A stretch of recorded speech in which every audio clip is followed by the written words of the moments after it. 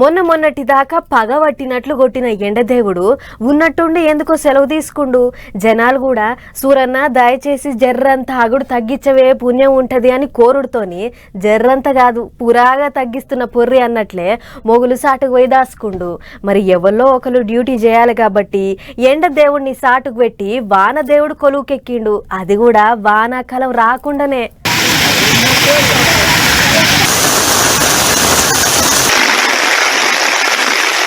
కాలం చల్లగుండా ఎండాకాలం సెలవు పెట్టి వానాకాలం డ్యూటీకి ఎక్కింది అన్నట్టే అయ్యింది నిన్ని అల్లా.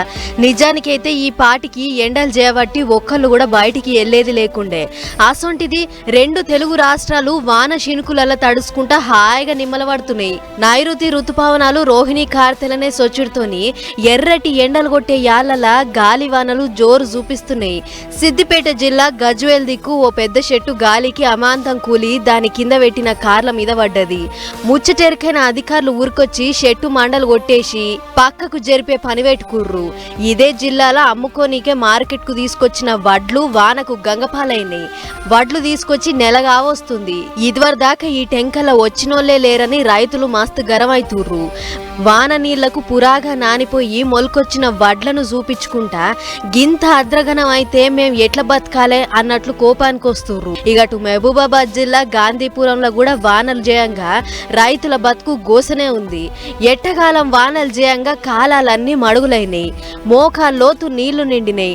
రాసులల్లో చేరిన నీళ్లను దోషిళ్ళు తట్టళ్ళు పారలతోని ఎత్తిపోసుకుంటా ఇంటి లాదులు అరి గోసలు పడుతుర్రు. సర్కార్ ఏ కొర్రీలు పెట్టకుండా తడిసిన వడ్లను ఇప్పటికైనా కొనాలే అని ఒక తీరుగా అడుగుతుర్రు. గదన్నట్లు ఇప్పటికే ఎప్పుడు కొంటారో అని కళ్ళాళ్ళ కడ కావాలంటున్నాం. ఆయన కూడా పట్టించుకుంటలేరని రైతులు కోపానికి వస్తుర్రు. ఇక ఇదెట్లుంటే అటు మంచిర్యాల జిల్లా చెన్నూరు దిక్కు కూడా గిదే అద్రగనం ఉంది. కళ్ళాలల్ల నీళ్లు నిండి వడ్లు పురాగా దర్శినాయి. నీళ్ళు ఎత్తిపోసుకుంటా రంది పడుతుర్రు అన్నదాతలు. ఓ దిక్కు వానాకాలం ముందుకొస్తుంది, వడ్లేమో కొంటలేరు. ఎట్లా చేయాలరా దేవుడా అని ఆగమైతుర్రు రైతన్నలు. చూడాలి మరిగా సర్కారోళ్ళు ఏం చేస్తారో ఎట్లా ఆదుకుంటారో.